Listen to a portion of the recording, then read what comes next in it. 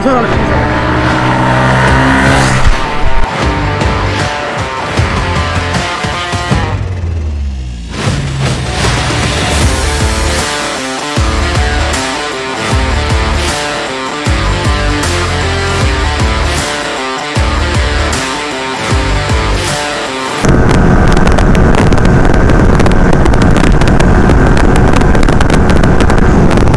মাওঘাটের শেষ প্রান্তে এখন আমরা অবস্থান করছি।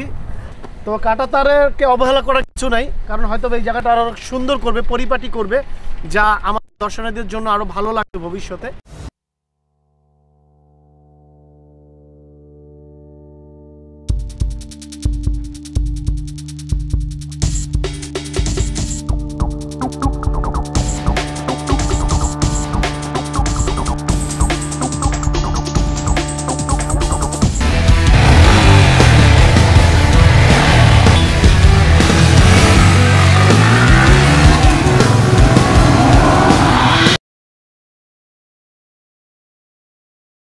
Assalamu alaikum. What's up, friends? Hope everybody is doing well. I am MD Wali. Welcome to my channel Adventure Motorist. আজকে ভিডিওতে আসার বিষয় হচ্ছে আজকে ডে লং ট্যুরে যাচ্ছি। বেসিক্যালি ডে লং ট্যুর আমার সচরাচর যাওয়া হয় না, বাট আজকে যাচ্ছি। আর যদিও বেশি ডিস্টেন্সে যাচ্ছি না, কাছাকাছিতেই যাচ্ছি। তো আজকে যাওয়ার মূল বিষয় হচ্ছে, তো অনেক দিন বেরোনো হয় না, তো আজকে বের হব। আর এখন সকাল 7টা বাজে, সেটাই আপনাদের দেখাবো ফ্রেন্ডস। ঢাকা থেকে আসলে কাছাকাছি ডে লং ট্যুর যে কত কম সময়ে কতগুলো জায়গা কভার করা যায় সেটাই মূলত দেখাবো। আর আজকে শুধু আমরা ডেতেই ট্রাভেল করব। আর ডেতে ট্রাভেল করার পরে আমরা একদিনেই দেখাবো যে আসলে কতগুলো জায়গা কভার করা যায় বেসিক্যালি ঢাকা থেকে। সো আর কথা বাড়াবো না, চলে যাবো আমরা রাস্তায়। আর যেতে যেতে কথা হবে, দেখা হচ্ছে রোডে। আল্লাহ হাফেজ। তো আজকে চলে আসলাম এখন আমার গ্যারেজে। গ্যারেজ থেকে এখন আবার যাত্রা শুরু করব। আশা করছি আজকে ডে লং ট্যুরটি খুবই ভালো কাটবে। তো আপনারা সাথে থাকুন আমার ডে লং ট্রিপে। সো আপনাদেরও ভালো লাগবে আশা করছি। তো কথা না বাড়িয়ে গ্যারেজ থেকে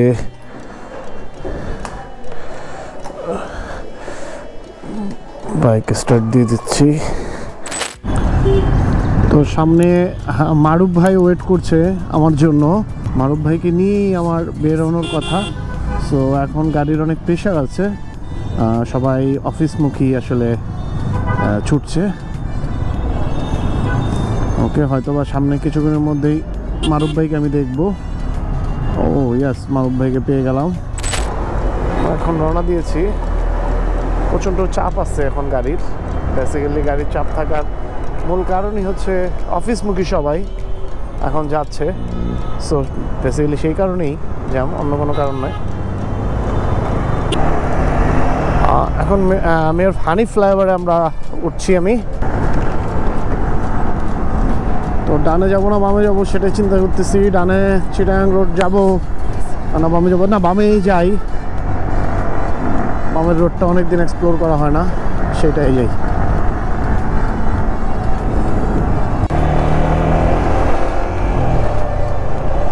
এখানে চেকপোস্ট আছে দেখা যাচ্ছে।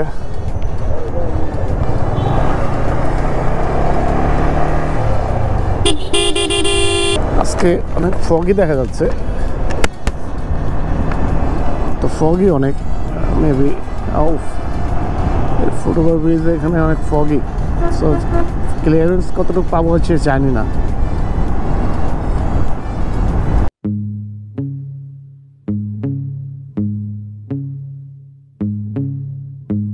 হইয়া আমি দেশান্তরী,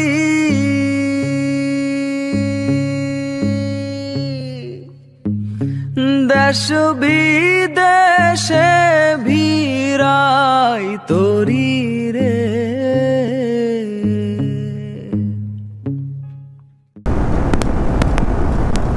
এই মাওঘাট বাংলাদেশের অন্যতম এক্সপ্রেস হাইওয়ে মাওয়া হাইওয়ে। তো মাওয়া হাইওয়েতে এই মুহূর্তে আছি। তবে মাওয়া হাইওয়েতে আমাদের যারা বাইকার ভাইরা আছে তারা এসে এখানে খুব টপ চেক করে, খুব টানাটানি করে, ধস্তাধস্তি পারাপারি। তো নো নিড ব্রো, সবার উদ্দেশ্যে বলতে চাই no need bro, control your speed, save your life. So কন্ট্রোলেই চালাতে হবে। আপনার যতটুকু স্কিল আপনি ততটুকুই শো আপ করেন, এর বেশি করতে গেলে আসলে দুর্ঘটনা হতে পারে। এটা আমার পার্সোনাল অপিনিয়ন। সো এটাতে আবার কেউ মন খারাপ করবেন না। তো যার স্কিল আছে সে টানেন, সমস্যা নাই। বাট তার দেখা দেখি যার স্কিল নেই সে টানতে গেলে একটা দুর্ঘটনা ঘটতে পারে। তাদের উদ্দেশ্যেই বলছি ভাই, এই মাওয়া রোডে প্রতিদিন অ্যাক্সিডেন্ট দেখতে আর ভালো লাগে না। তা আমরা যারা বাইকার আছি আমরা এই জিনিসটা তুলে ধরতে চাই সবার মাঝে। সবার মাঝে তুলে ধরতে চাই এই কারণেই, কারণ আমরা কোনো দুর্ঘটনা দেখতে চাই না এই মাওয়া রোডে। তো এই কারণেই এই মাওয়া রোডে সবার প্রতি অনুরোধ থাকবে যে ভাই হ্যাঁ টানেন, লিমিটের মধ্যে টানেন, লিমিটের মধ্যে সব কিছু করেন, ওভার কোনো কিছু করেন না প্লিজ, দয়া করে।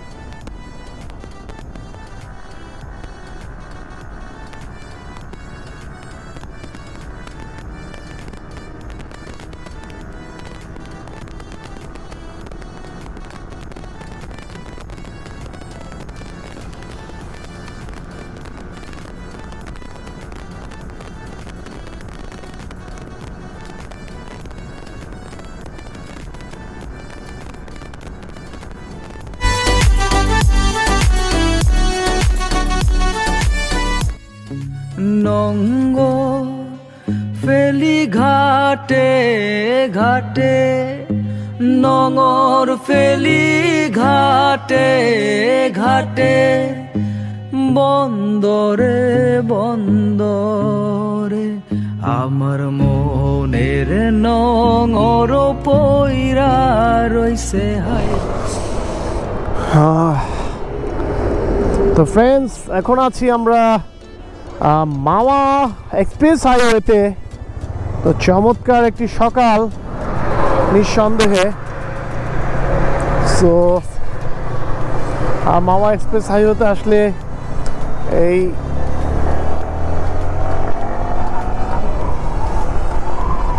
ব্রিজটি আসলে খুবই দৃষ্টিনন্দন এই ব্রিজটি, যা দূর থেকে খুব সুন্দর লাগে। মারুফ ভাই সামনে চলে গেছে, আমি সামনের দিকে যাচ্ছি।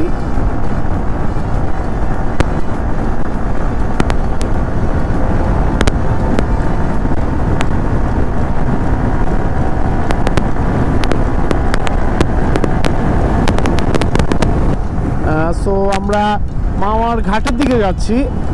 বেসিক্যালি ঘাটের দিকে যাওয়ার মূল উদ্দেশ্য হচ্ছে পুরান ঘাট, যেটা তো পুরান ঘাটের দিকে যাব। ওইখানে শুনছি না, একবার বিকেলে আমি আসছিলাম তখন ওইখানে কি মিষ্টি দিয়ে পরোটা খাইছিলাম। আজকের ব্রেকফাস্ট মেনুতে আমি এটা রাখছি, সো ওই দিকেই যাচ্ছি। তো আশা করছি আজকে মিষ্টি অ্যান্ড পরোটা দিয়ে ব্রেকফাস্ট করব। হ্যালো ফ্রেন্ডসরা, ফাইনালি চলে আসলাম আমরা মাওয়া বাজারে। তো বাজারে এসে আসলে সকাল 9টা সাড়ে 9টা বেজে গেছে। তো এখন চিন্তা করলাম যে আসলে আমরা ব্রেকফাস্ট আগে সেরে নিই। তো ব্রেকফাস্ট কীভাবে সারবো চিন্তা করলাম। তো আমরা রেগুলার নাস্তার পাশাপাশি এখানে কিছু বিখ্যাত বা পপুলার মিষ্টির দোকান, মিষ্টির দোকানেই মূলত আমরা আমাদের বাইক বুকিং করেছি। আর এখানে বাইকের ব্যবস্থা আছে। তো আমরা ব্রেকফাস্ট শেষ করে দেন আমরা আবার আমরা পুরান ঘাটে যেহেতু এখানে আমরা ঘাটের দিকে যাবো। ঘাটের দিকে গিয়ে কিছুক্ষণ সময় পাস করে দেন আমরা ডেস্টিনেশনে যাবো। তো এখন আমরা আমাদের ব্রেকফাস্ট করবো। এই যে আমাদের দোকান শপ। এই বাজারে আসলে সেন্টু ভাইয়ের এটা খুবই পুরনো একটা মিষ্টির দোকান। এই বাজারে আসলে এই দুইটা মিষ্টি মূলত সবচেয়ে জনপ্রিয় এবং সবাই বেশি এই দুটো মিষ্টি খায়। এটা খুব এই মিঠা দুটো কম। মিষ্টির নাম কি সান্টু ভাই? রসগোল্লা। রসগোল্লা? হ্যাঁ, রসগোল্লা। আচ্ছা, এই দুটো মিষ্টির নাম হচ্ছে রসগোল্লা। দুটো কি সেম? সেম, একটা পঞ্চ একটা রসগোল্লা। একটা পঞ্চ, এটা পঞ্চ, এটা হচ্ছে রসগোল্লা। তো যাই হোক, আজকে ট্রাই করবো এই দুইটা পপুলার মিষ্টি আমরা অবশ্যই আমাদের ব্রেকফাস্ট মেনুতে।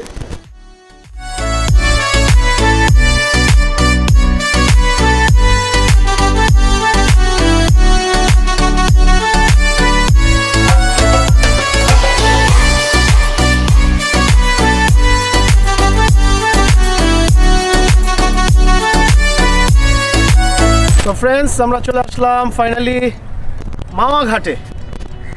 মাওয়া-ঘাট সম্পর্কে সবাই অবগত আছেন, আর মাওয়া-ঘাটের শেষ প্রান্তে এখন আমরা অবস্থান করছি।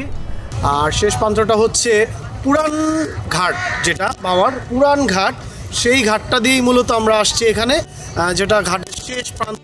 এরপর থেকে নদী, আর সেটা হচ্ছে পদ্মা নদী।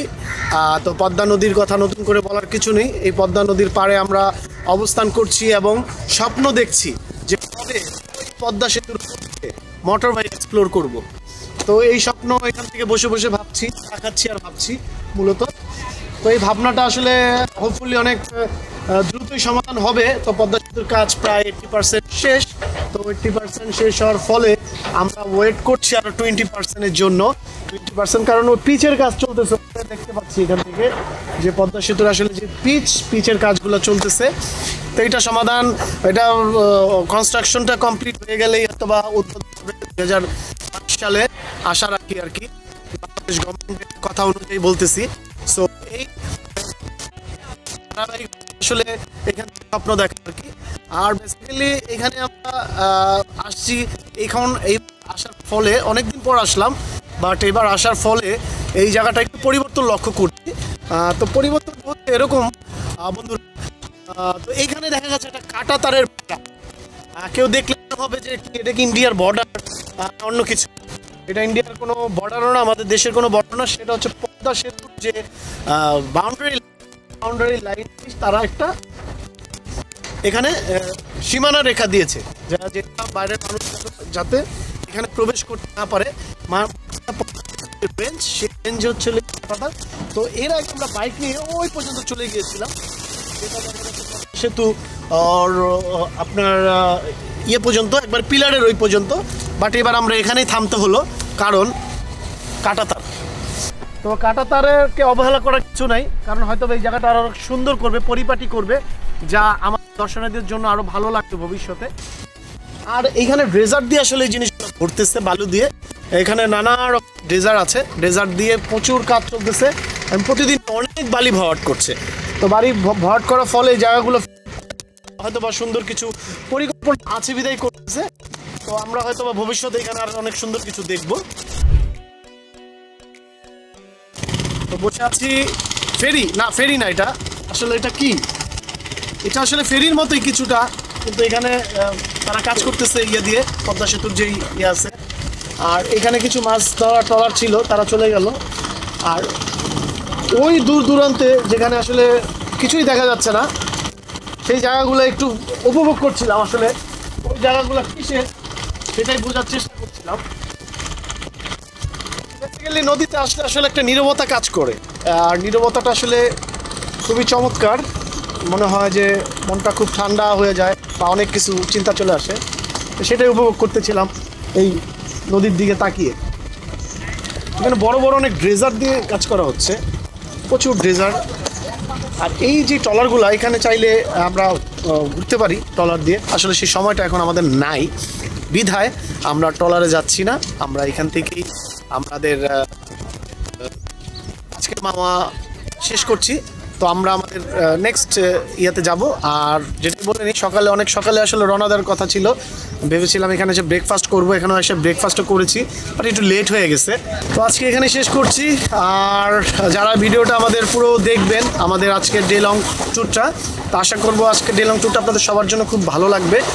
আর আপনারাও যারা সময় পাবেন তারা আসবেন, যারা ভ্রমণ প্রেমী আছেন আমার মতো আর কি, বিশেষ করে তারা আসবেন সময় পেলে। তো আজকে আমি সময় পেয়েছি, আজকে আসছি। আর আমার চ্যানেলে আপনারা সাবস্ক্রাইব করবেন, পাশে থাকবেন, সাপোর্ট করবেন, এটাই আপনাদের কাছে আমার চাওয়া। সো দেখা হচ্ছে নেক্সট ডেস্টিনেশনে। বাই।